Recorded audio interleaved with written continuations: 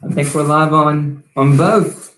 There we go. We're live and ready to go. Corey, why don't you play the intro? All right, play the intro. I'll play myself. I am the intro. Hey, NAIA football fans, this is Corey Thorpe here with John Cooper. We made it through 1 week of NAIA football. Man, did it feel good. You know, not having everybody playing, but that's okay. At least we're grateful to get, at least half of you guys going. And it's going to be a long year. People think that's going to just be till December. That's not the case. No. We get full year round now. Heck yeah. I know, the Big Ten just said that they were going to bring back football, so they're not doing spring. We just got to wait on the Pac-12 to say that they're not doing it. Right. And then maybe, just maybe, we could see some spring football. The trickle-down effect. That's right. I'd love to see it. Before we get started, let's thank couple of our sponsors. Fifth Quarter Inc. They back what we do. They make what we do possible. We thank them so very, very much. They love small college football. They make this possible. So give them a follow on Twitter at Fifth Quarter Inc. And also Temple Sporting Goods powered by AdCraft. These guys are fantastic in terms of getting you and your fans the gear that you want. They take care of everything: the web store, the customer service, the shipping. You ain't got to worry about a thing. You just promote it, and they cut you the check at the end with a little bit of the money. So if you want to do an easy fundraiser, Temple Sporting Goods powered by AdCraft is the way to go. Contact them for your needs. And we got one more, Corey. We got Robertson's Outdoor Cleaning Solutions out there in outside the Dallas Fort Worth, Texas area. You guys, thank you so much for supporting us, and we're about to get that page running up soon. But let's go ahead and where are we going first? The week one recap. Yep, absolutely. Man, did you catch any of the Morningside Northwestern game? I did, and it was a dogfight. People, a lot of people in AI football love to just look at the box score at the end of the game. The coaches' poll is notorious for that. Only the people that were there live and got to keep up with it on the internet realized how close of a game that was. Northwestern actually had the lead really late in the game. But Northwestern or Morningside comes through and takes the lead and doesn't give it up. I mean, the stats, you talk about the box score, the stats are so close. The total offense is 592 to 522.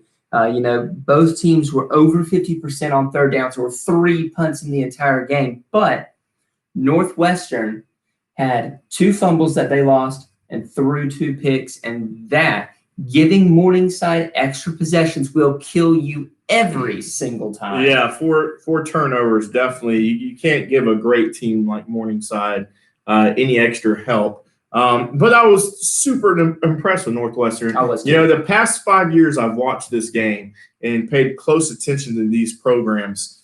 This felt different. Yeah, it did. It felt really different. And usually, that's the measuring stick game for, both teams. Even though Morningside's on a huge consecutive winning streak against Northwestern, you really feel different about Northwestern heading into the rest of the season and, later on in the playoffs. Yeah, definitely. I don't know that this Northwestern team, Coleman and it's not Solsma. Gosh, who's their wide receiver? I just blanked. Anyway, go ahead.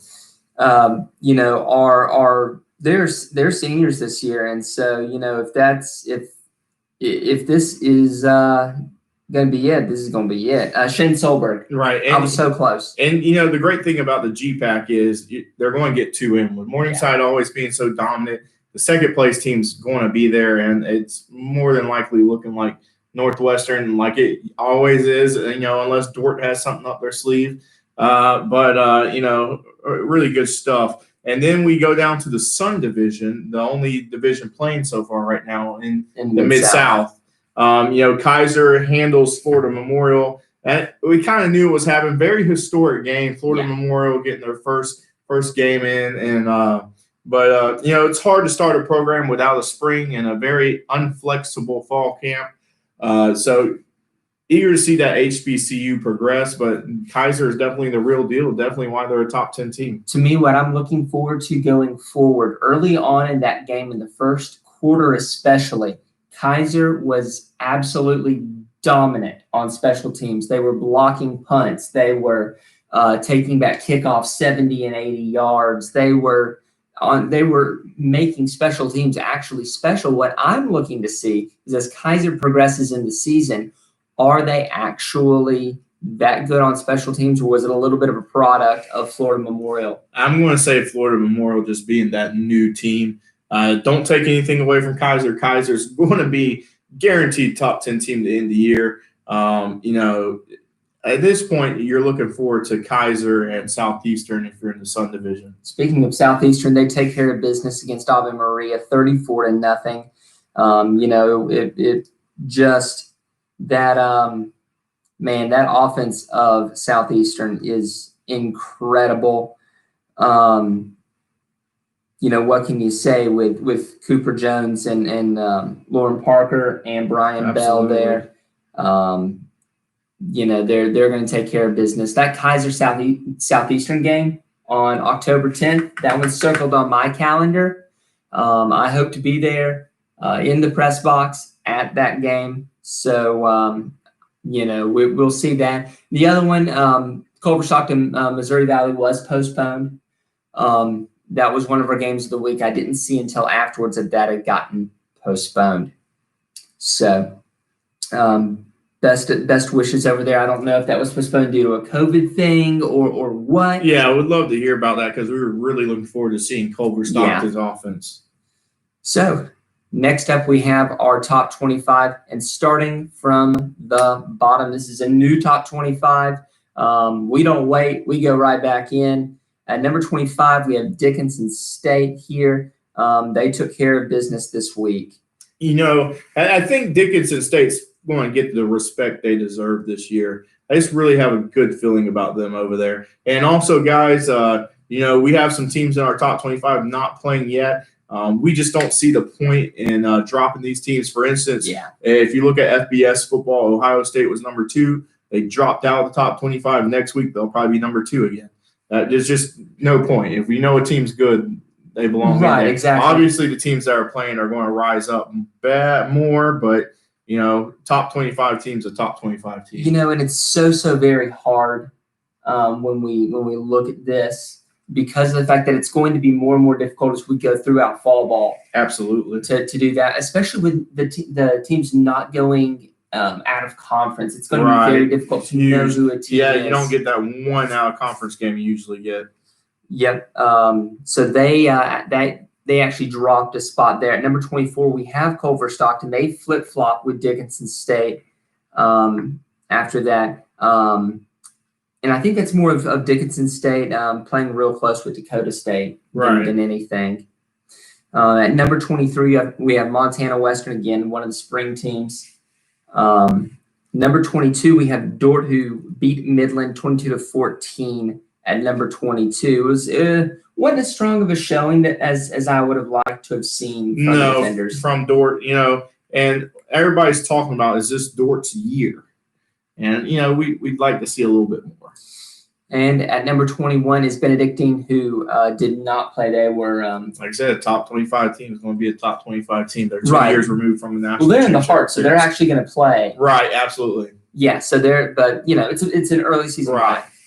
Going at 20, we have another spring team, Carroll. There, I actually think that this is a little low for Carroll. I know they were around here last week there at 21. I actually think this is a little low for them. And what's important to know, guys, if you don't know, our media poll is consistent of different sectors. It's just not us two doing it. So I'm not just firing shots at John like you idiot. Why'd you bring that low for? Number 19, Ottawa of Arizona. We should be getting a schedule from them soon. We're excited for that, especially with the uncertainty that's happened in the Sooner Athletic.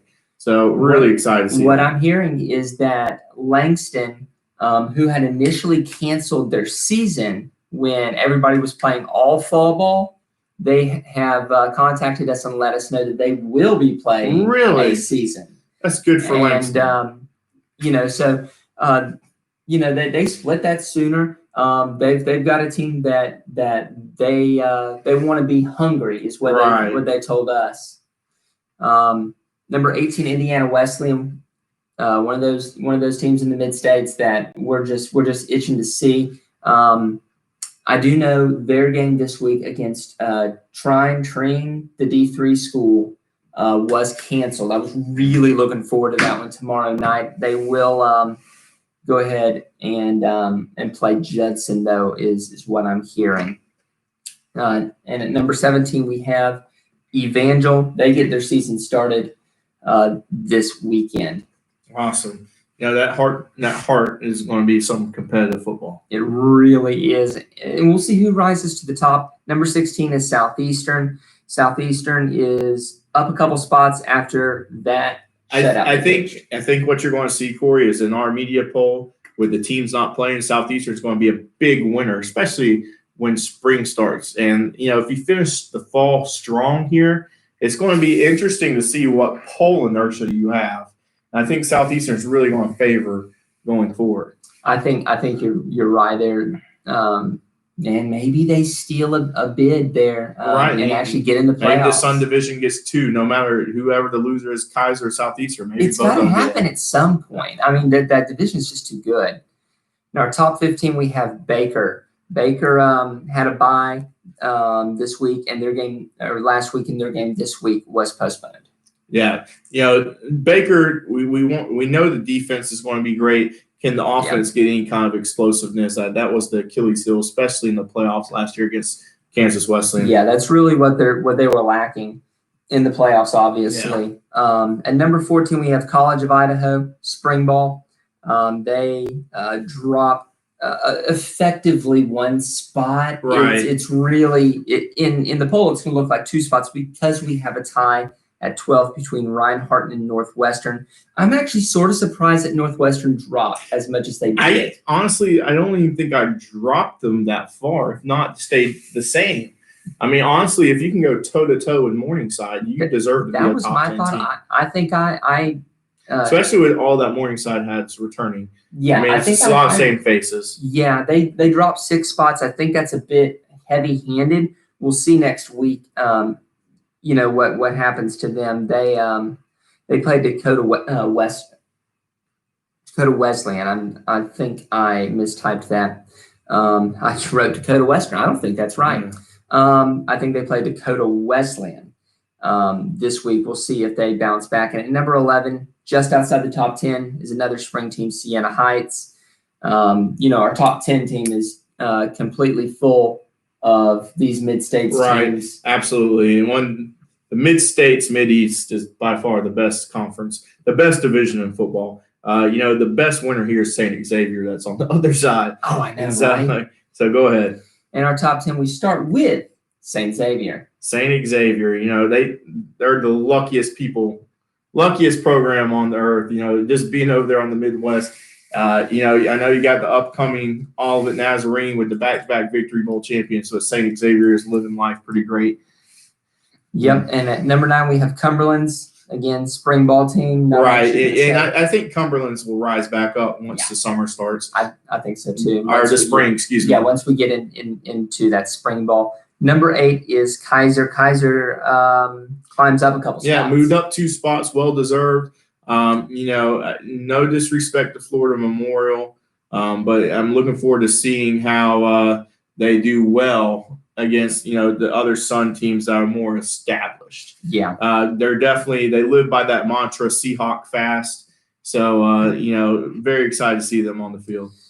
Number 7 is Kansas Wesleyan. Kansas Wesleyan comes up 2 spots after a 70-17 victory over Friends. Yeah, it was great seeing Kansas Wesleyan back on the field. They're missing a lot of star name recognition, and good stuff there. Yeah, I mean, put 70 up on the board. That's a good week.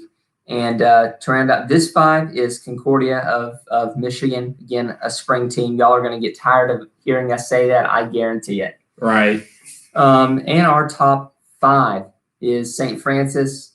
St. Francis, back-to-back national champions before. Morningside.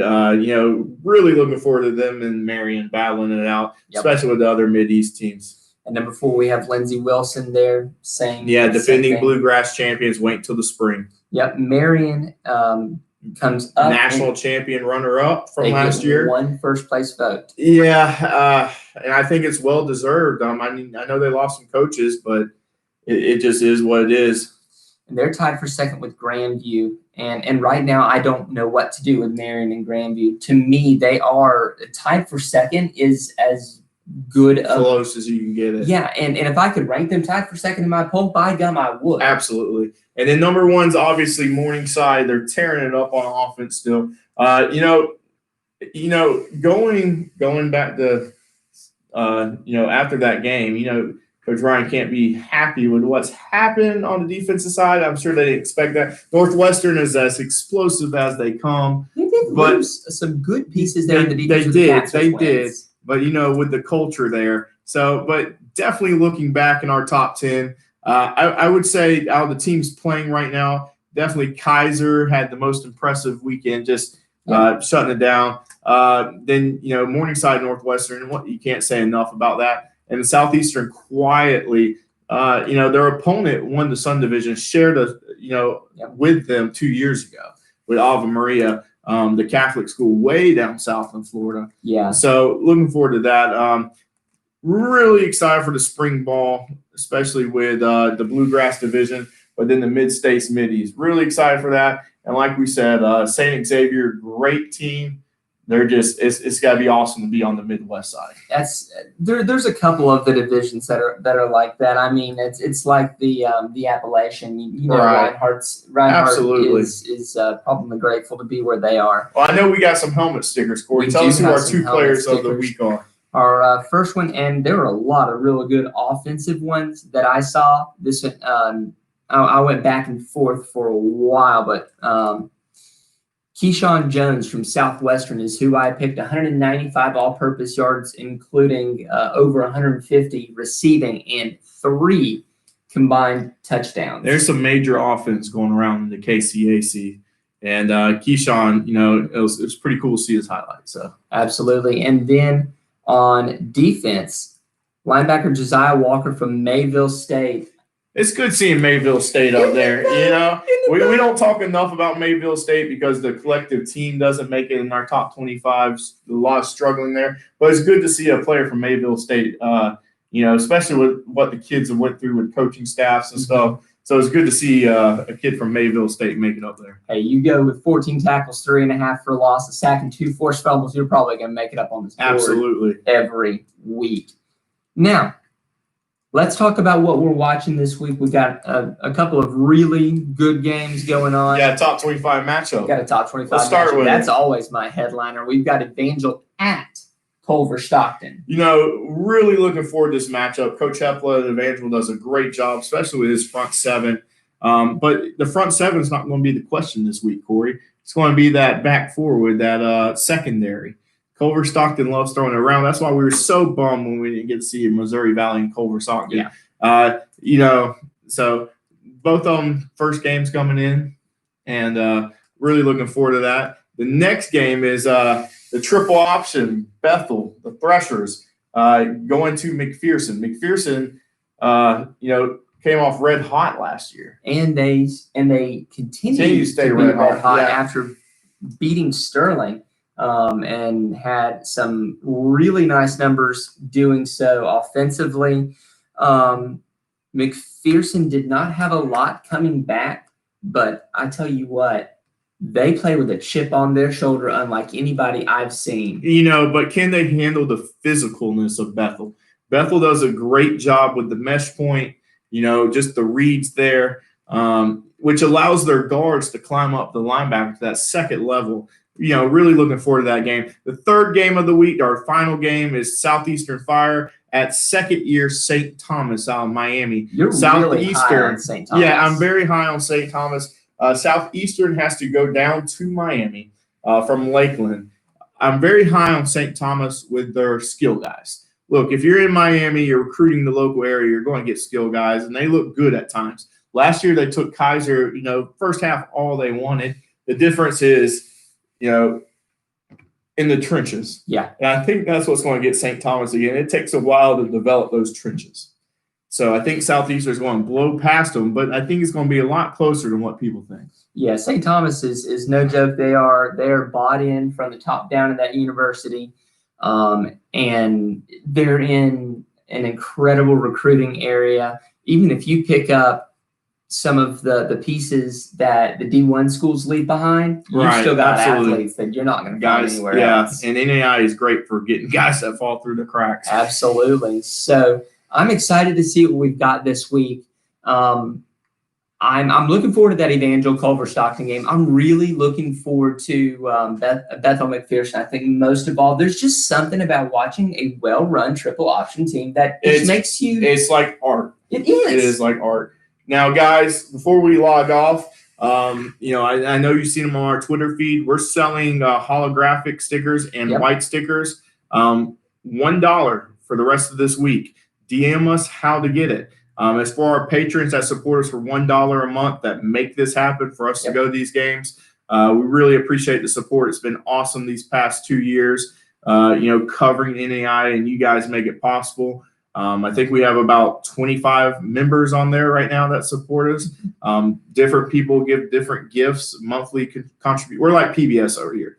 Or viewers supported like you. Supported by you guys. And we appreciate it, but we do want you guys to, rep the brand. You played NAI. These stickers it cost me $5 for each one. I got bamboozled, Corey. And, so I'm trying to, I don't want to give them away from nothing, but, it's nice for the support. It's nice for you to have something of the brand there at the house. So we appreciate you guys. Slap it on anything you got. Do kids cover their books anymore like they used to when we were in school? No, but they have MacBooks that they now cover. Oh, they put them on the MacBooks. Oh, yeah. But anyways, send us pictures if you've got one of the MacBooks, and I know a bunch of you guys do. So anyways, guys, we hope you have a good week. We will be back next week, either Tuesday or, probably Tuesday because I have a game Thursday. Anyways, stay classy.